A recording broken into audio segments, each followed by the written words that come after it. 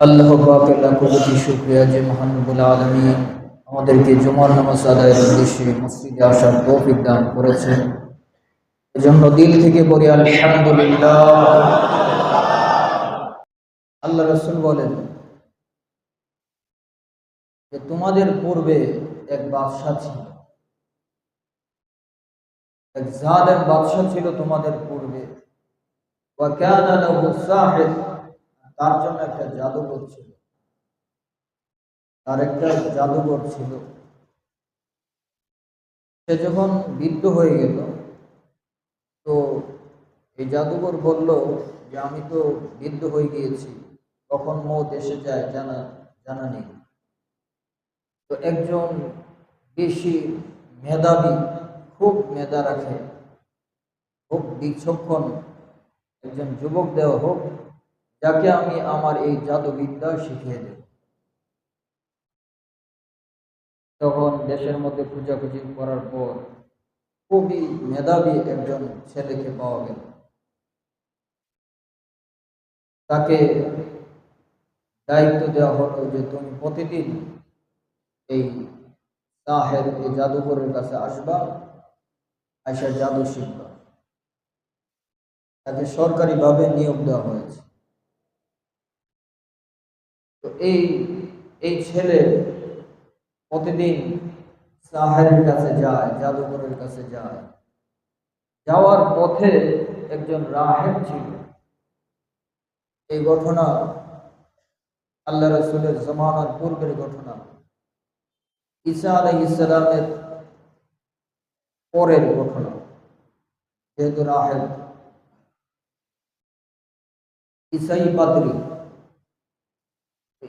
পাদ্রী রাস্তার পাশে তার বাসা ছিল, তার ঘর ছিল। তো এই যুবক এই ঈসাই পাদ্রীর কাছেও সময় দিত। এই পাদ্রীর কথাগুলো তার ভালো লাগতো। তো এই পাদ্রীর কাছেও সে প্রতিদিন এখানে বসত। আর এই পাদ্রীর কাছে বসার কারণে ওই সাহের জাদুকরের কাছে যাইতে লেট হয়ে যাইত, দেরি হইত। এই জন্য অনেক সময় জাদুকর ধরে তাকে মারত। তখন রাহেব বললেন যে আমি তোমাকে একটা বুদ্ধি দিয়ে দিই। তুমি যখন সাহেব জাদুকরের কাছে যাইবা আর লেট হয়ে যাইবা, তখন বলবা যে আমার পরিবারের কাছে একটু, পরিবারের জন্য আসতে পারি নাই, পরিবারের কোনো কাজে ব্যস্ত ছিলাম, এই জন্য আসতে পারি। আবার বাড়ি ফিরতে যদি দেরি হয়, তারা যদি জিজ্ঞাসা করে, তখন বলবা যে ওই সাহেরের কাছে, জাদুকরের কাছে জাদু শিখতে শিখতে অনেক সময় লাগছে, আইতে আমার দেরি হয়েছে। আমার কথা কিন্তু কাউকে বলবা না, আমার কথা বলবা না।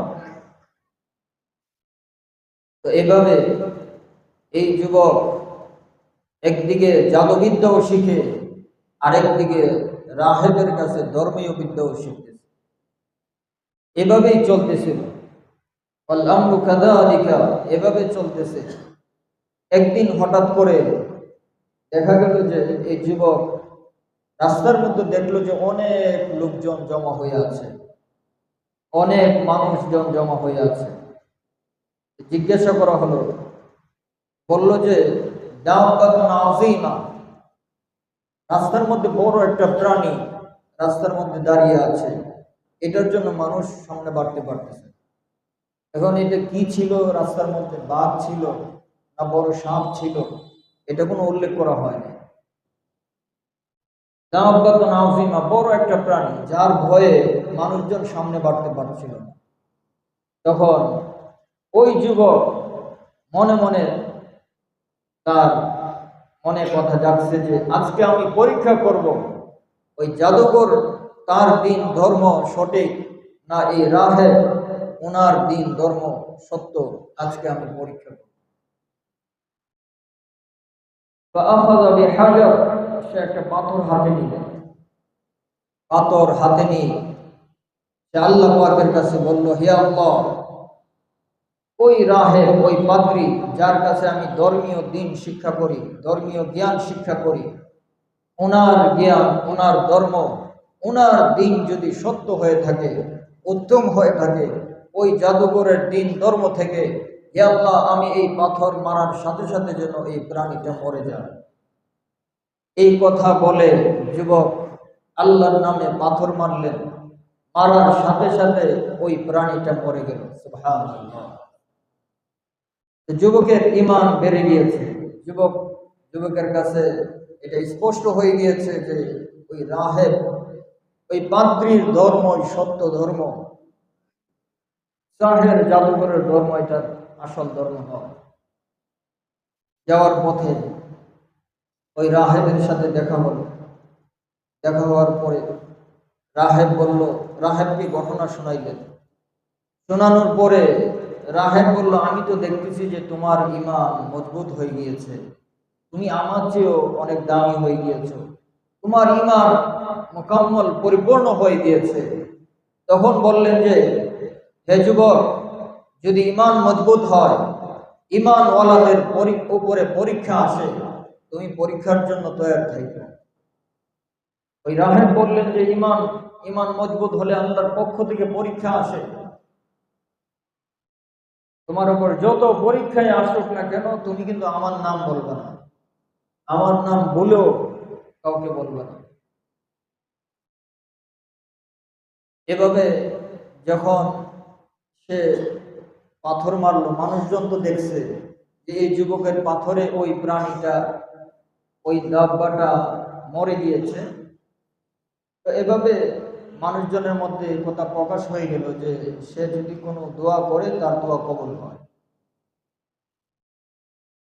শহরের মধ্যে এটা ছড়াই গেছে।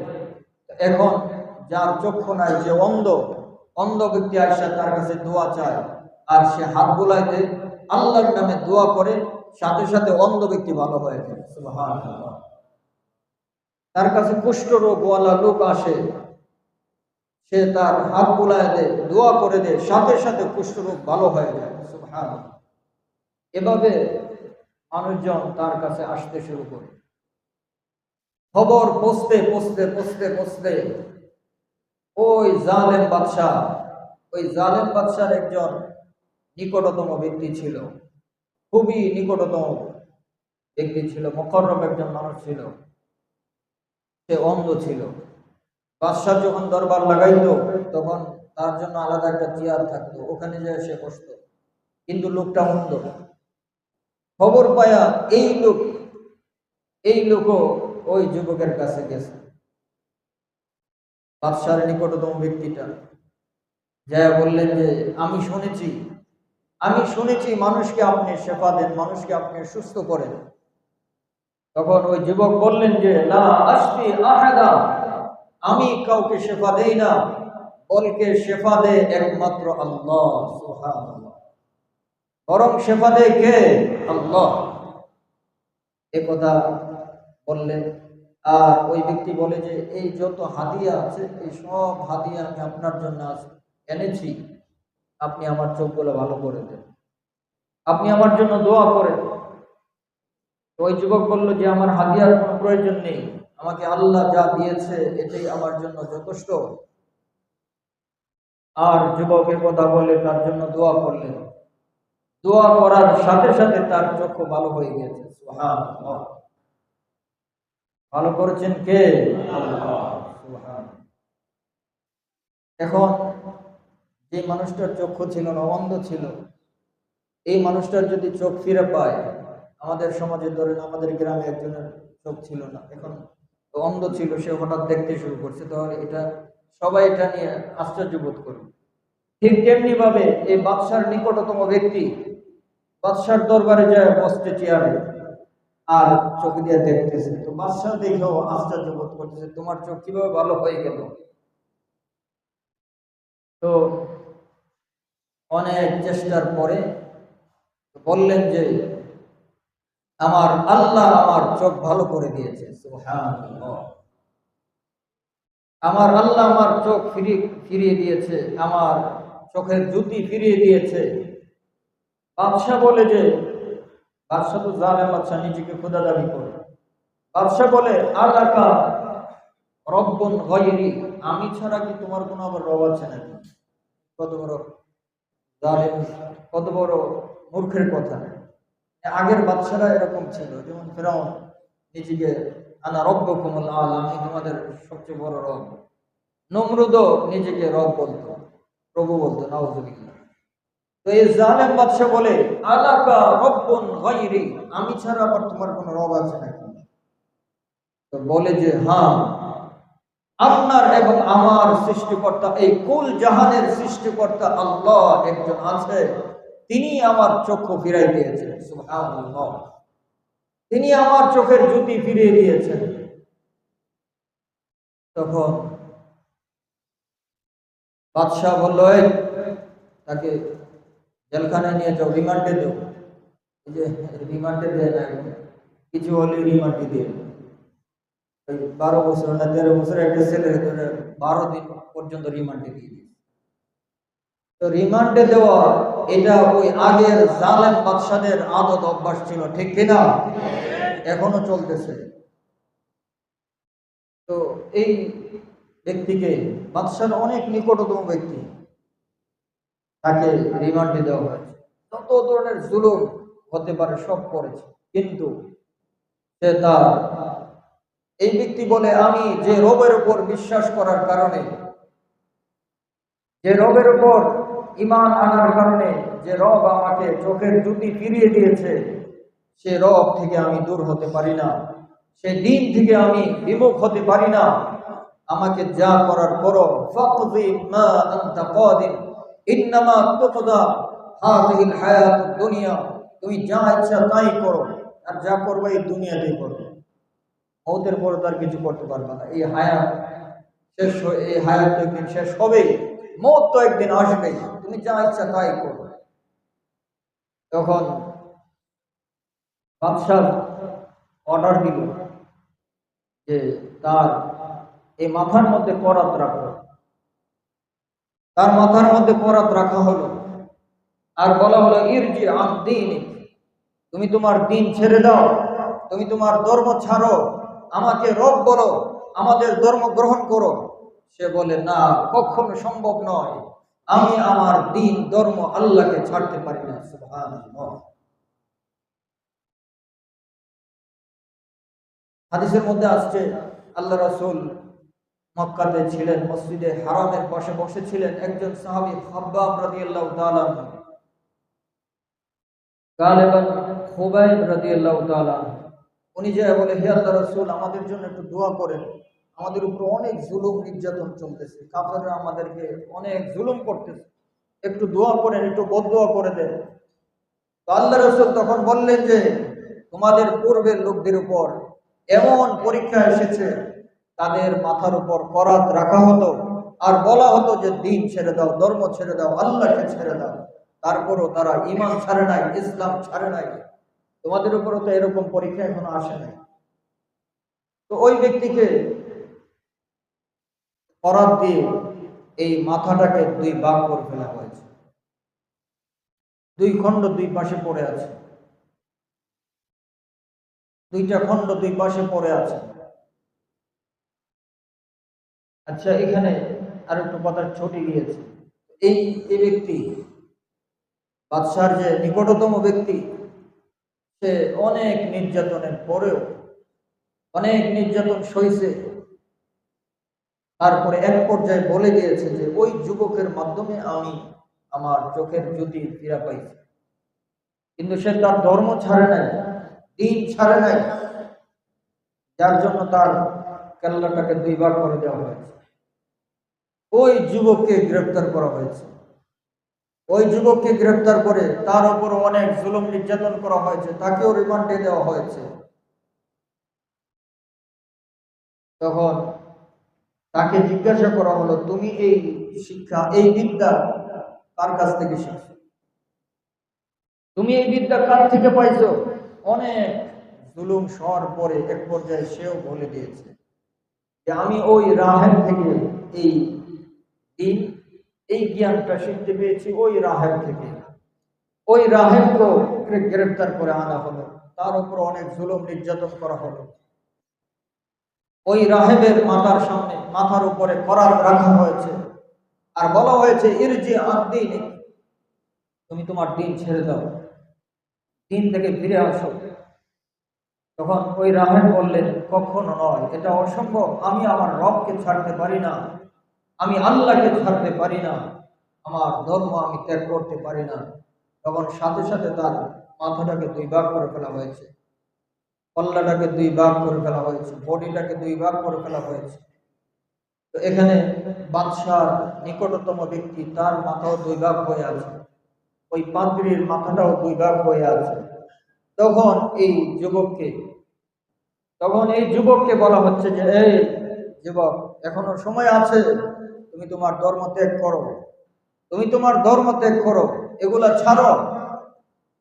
যুবক বলে যে, যেই রবের উপর ঈমান এনেছি, যে রবের, যেই দ্বীনের কারণে, যেই ইলমের কারণে আমি আল্লাহকে চিনতে পারছি, সেই ইলম, সেই জ্ঞান, সেই ধর্ম আমি কখনো ছাড়তে পারি না।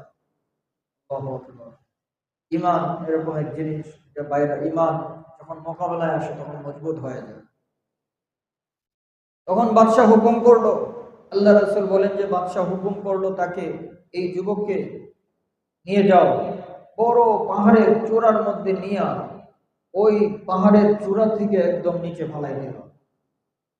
বাদশার সিপাহীদেরকে পাঠাইলেন, বাদশার জালেম সৈন্যদেরকে দিয়া ওই পাহাড়ের চূড়ার মধ্যে এই যুবককে নিয়ে যায়। জালেম সৈন্যরা পাহাড়ের চূড়ায় যায়, যুবককে বলে, হে যুবক, তুমি তোমার দিন ছেড়ে দাও, আর না হয় এখনই নিক্ষেপ করে তোমাকে মেরে ফেলবে। যুবক আল্লাহর পাকের কাছে দোয়া করছে, আল্লাহুম্মা কফিনিহুম বিমা শি'তা,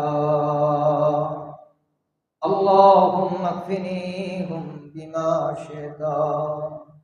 আয় রব্বুল আলামিন, আয় আহকামুল হাকিমিন, আপনি আপনার কুদরত দেখায় দেন, আপনি আপনার কুদরত দেখায় তাদেরকে ধ্বংস করে আমাকে আপনি হেফাজত করুন। হাদিসের মধ্যে আল্লাহ রাসূল বলেন যে তখনই পাহাড়ের মধ্যে জলজলা কায়েম হয়, পাহাড়ের মধ্যে জলজলা, ভূমিকম্প শুরু হয়ে যায়। আর ভূমিকম্প হয়ে এই যে সিপাহী, এই জালেম বাদশার জালেম সিপাহী যারা ছিল, তারা পাহাড় থেকে পড়ে সবগুলো মারা যায়, এই যুবক বেঁচে যায়। সুবহানাল্লাহ। বাঁচানেওয়ালা কে? আল্লাহ। পাহাড়ের সবাই মরে গেল, এই যুবক বেঁচে আছে, বাঁচাইছেন কে? আল্লাহ। আল্লাহ পাক পারেন। সবাই মরে গেল কিন্তু যুবক অক্ষত আছে। তখন যুবক আস্তে আস্তে আবার বাদশার কাছে গেলেন। বাদশা বলে যে, সিপাহীরা কোথায়? তো যুবক বলে যে, আল্লাহ পাক তাদের ফয়সালা করে দিয়েছেন। সুবহানাল্লাহ। বাদশা আবার বলল যে, আরো কিছু সিপাহীদেরকে পাঠাইল, বলল যে তাকে গভীর সমুদ্রের মধ্যে নিক্ষেপ করে আসবা, সমুদ্রের মাঝে তাকে নিক্ষেপ করে চলে আসবা, সমুদ্রের মাঝে নিয়ে যায়, সেখানে যে তাকে ফেলে দিবে। ওই সময় যুবক দোয়া করলেন, আল্লাহুম্মা কফিনিহুম বিমা শি'তা, আয় রব্বুল আলামিন, আপনি আপনার কুদরত দেখান, এই জালেমদেরকে ধ্বংস করে আপনি আমাকে হেফাজত করেন। আল্লাহ পাক তখনই এই যে নৌকা দিয়ে, যে জাহাজ দিয়ে তারা গিয়েছিল, এটাকে উল্টায় দিল। ওই জালেম বাদশার সমস্ত জালেম সিপাহীদেরকে আল্লাহ পাক পানিতে ডুবায় ধ্বংস করলেন, এই যুবককে আল্লাহ পাক বাঁচায় দিলেন। সুবহানাল্লাহ। বাঁচানেওয়ালা কে? আল্লাহ। আল্লাহ পাকের উপরে ইয়াকিন রাখতে হবে যে আমি দোয়া পরে ঘর থেকে বের হয়েছি, সবার ক্ষতি হলেও আমার ক্ষতি হবে না ইনশাআল্লাহ। আল্লাহ পাকের উপরে এরকম ইয়াকিন রাখতে হবে, বিশ্বাস রাখতে হবে যে আমি গাড়িতে ওঠার দোয়া পড়েছি, আমি নৌকায় ওঠার দোয়া পড়েছি। আল্লাহ পাকের উপর এমন কঠিন বিশ্বাস রাখতে হবে, দৃঢ় বিশ্বাস রাখতে হবে। তারপরেও যদি আমার মওত হয়ে যায় রাস্তায়, তাহলে আল্লাহ পাক আমাকে শাহাদাতের মওত নসিব করবেন। সুবহানাল্লাহ। এরকম আল্লাহ পাকের উপর বিশ্বাস রাখতে হবে। তো যুবক বাইচা গেল, সিপাহী সব পানিতে ডুবে মরে গেছে। এখন আবার যুবক বাদশার কাছে গেলেন। বাদশার কাছে যাওয়ার পরে বাদশা বলে, তারা কোথায়? বলে যে আল্লাহ পাক তাদেরকে ফয়সালা করে দিয়েছে। তখন এই যুবক বললেন যে বাদশাহ, আপনি যতই চেষ্টা করেন আপনি আমাকে মারতে পারবেন না।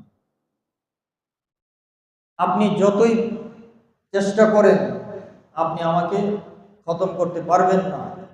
আপনাকে আমি একটা আইডিয়া দেই, আপনাকে আমি একটা বুদ্ধি দেই, এইটা করেন, তাহলে যদি আপনি আমাকে মারতে পারেন।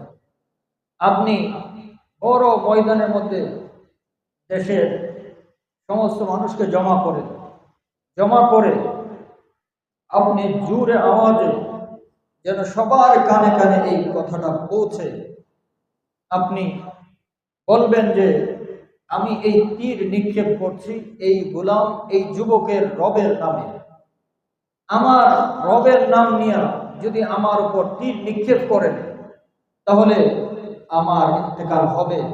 আর না হয় আপনি যতই চেষ্টা করেন আমাকে আপনি মারতে পারবেন না। আমার রবের নাম নিয়ে যদি আপনি তীর চালান তাহলে আমার মওত হবে।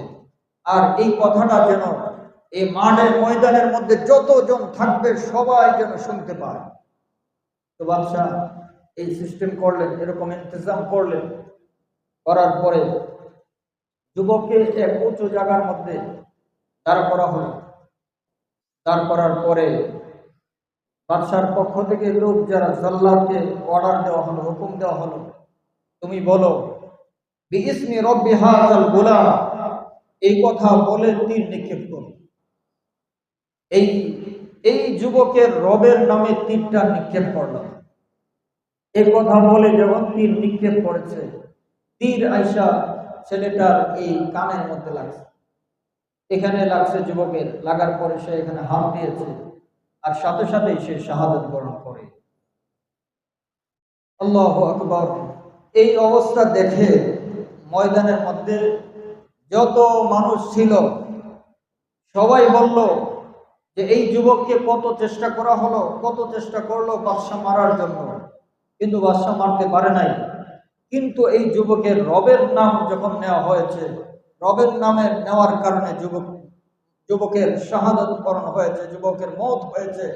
তাহলে বোঝা গেল এই এই যুবকের যে রব তিনি সত্য রব।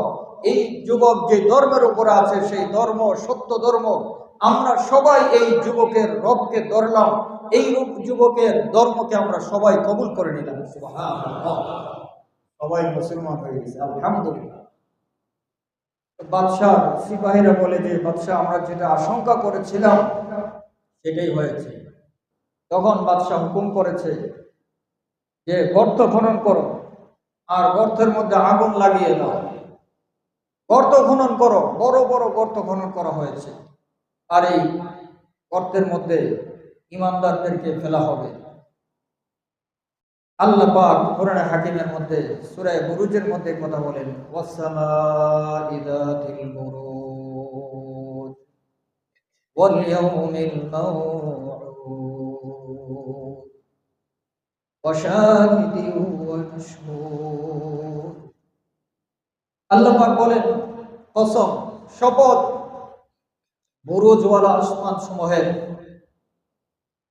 ওয়াল ইয়াউমিল মাউউদ, কিয়ামতের দিবসের কসম, ওয়া শাহিদি ওয়া মাশহুদ, জুমার দিনের কসম, আরাফার দিনের কসম।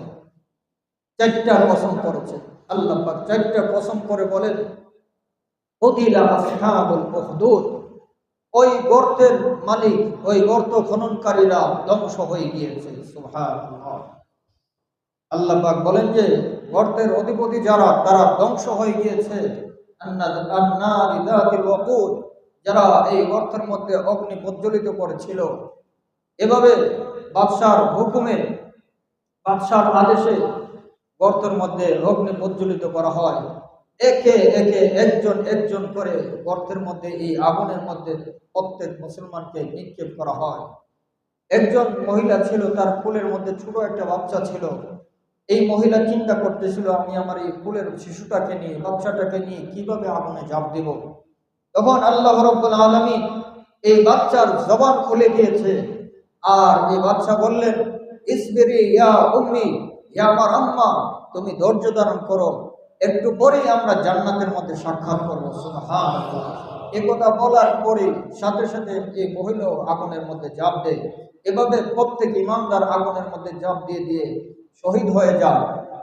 তার দুই একদিন পরে এই জালেম বাদশাহ এবং জালেম বাদশার যত সিপাহী ছিল এগুলা সব সমতুলে ধ্বংস হয়ে যায়। করেছেন কে? আল্লাহ। বাঁচানেওয়ালা কে? ধ্বংস করনেওয়ালা কে? এই জালেম বাদশার হুকুমত শেষ, জালেম বাদশা শেষ। এই জালেম বাদশার যত সিপাহী ছিল সব শেষ, খতম হয়ে গেছে। আল্লাহ পাক নেস্তে নাবুদ করে ফেলেছে। এজন্য এই আয়াত কিয়ামত পর্যন্ত ইশারা করবে, এই পৃথিবীতে যত মানুষ কারোর জন্য গর্ত খনন করবে, কাউকে ধ্বংস করার চেষ্টা করবে, তারা নিজেরাই ধ্বংস হয়ে যাবে। যাদেরকে ধ্বংস করতে চাইবে আল্লাহ পাক তাদেরকে উচ্চ মর্যাদা, উচ্চ মাকাম দান করবে। ঠিক কিনা? এ আল্লাহ আছে কিনা? কি বলেন?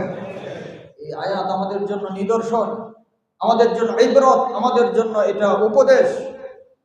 কতিলা আসহাবুল উখদুদ, গর্ত খননকারীরা ধ্বংস হয়ে গিয়েছে।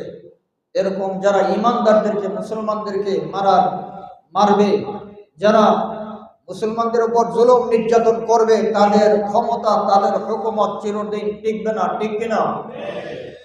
এটা এই আয়াত, এই সূরার এই শান নুজুল, এই ঘটনা উজ্জ্বল প্রমাণ। জুলুম করে কেউ চিরদিন টিকতে পারে না। আল্লাহু আকবার। আল্লাহ পাক সূরা তাহরিমের মধ্যে আসিয়ার কথা উল্লেখ করেছেন। ঈমান আনার কারণে আসিয়ার উপরে কত জুলুম করেছিল ফিরআউন। ফিরআউনা যিল আওতাদ, আল্লাহ পাক বলেছেন। তার নাম করেছে পেরাকওয়ালা, পেরাকওয়ালা ফিরআউন, পেরাকওয়ালা ফিরআউন। যারা ঈমান আনত, যারা এই ফিরআউনের বিরুদ্ধে যেত, তাদেরকে পেরাক মেরে দিত, তাদের হাত পায়ে পেরাক মেরে দিত।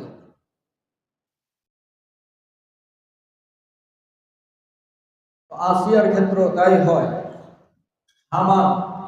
হামান বলে যে, হামান পরামর্শ দিয়েছে যে আসিয়ার বডিতে যে চামড়াগুলা আছে, চামড়াগুলাকে ঘষায় ফেলে। ইমানের কারণে কত বড় পরীক্ষা! আমরা কি পরীক্ষা দিতে পারবো? কি বলে? আমাদের মাথার উপরে যদি করাত রাখে আমাদের কি অবস্থা হবে? মানে আপনারা তো অন্য কথা, যে আমরা যারা আলেম, আমরা যারা মাদ্রাসায় পড়েছি, এমন পরীক্ষার সম্মুখীন তো আমরাও হয়নি।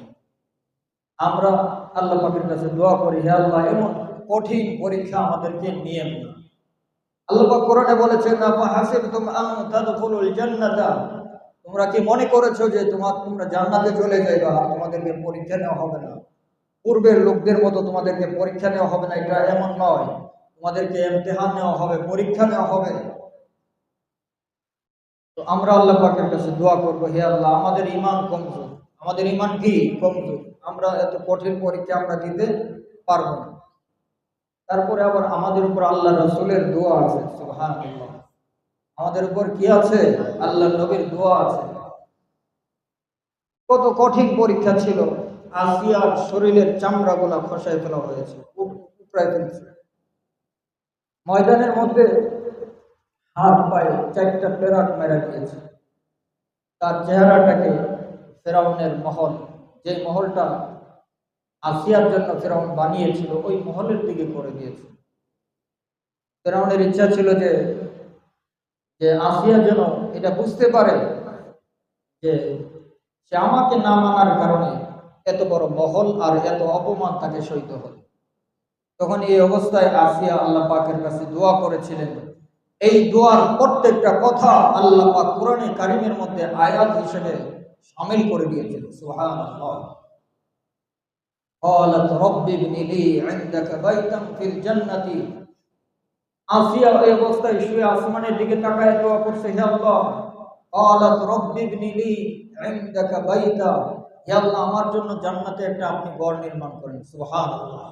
ফেরাউন আমাকে তার মহল দিয়ে অহংকার করে, গর্ব করে আমাকে বর্ষণা দিচ্ছে তার মহল দেখায়া, হে আল্লাহ, আপনি আমার জন্য জান্নাতে একটা মহল নির্মাণ করেন। সুবহানাল্লাহ। ওয়ানাজ্জিনি মিন ফিরআউনা ওয়া আমালি, আর ফিরআউন থেকে এবং ফিরআউনের এই অপকর্ম থেকে আমাকে হেফাজত করেন। ওয়ানাজ্জিনি মিনাল কওমিজ যালিমিন, আর জালেম কওম থেকে আমাকে নাজাত দান করেন। এই দোয়া বলার সাথে সাথে তার প্রাণ বাইর হয়ে যায়, শহীদ হয়ে যায়। আল্লাহু আকবার। এজন্য এই ফিরআউনও শেষ হয়ে গিয়েছে। এই ফিরআউনও শেষ হয়ে গিয়েছে। ফিরআউন চাইছিল মুসা আলাইহিস সালামকে মিঠাই দিতে, নমরুদ চাইছিল ইব্রাহিম আলাইহিস সালামকে মিঠাই দিতে, আবু জাহেল চাইছিল মুহাম্মদুর রাসূলুল্লাহ সাল্লাল্লাহু আলাইহি সাল্লামকে মিঠাই দিতে, কিন্তু তারা নিজেরাই মিঠে গিয়েছে, ঠিক কিনা? কিয়ামত পর্যন্ত ঈমানওয়ালারা থাকবে, ইসলাম থাকবে, কোরআন থাকবে, মুসলমান থাকবে। যারা জুলুম করবে মুসলমানদের উপরে তারাই মিটে যাবে, তাদের নাম নিশানা এই পৃথিবীতে থাকবে না, তাদেরকে আল্লাহ পাক নেস্তানাবুদ করে ফেলবে। আল্লাহ রাসূল বলেছেন, উনসুর আখাকা যালিমান আও মাজলুমা, তুমি তোমার ভাইকে সাহায্য করো, সে যদিও জালেম হয়, মাজলুম হয়।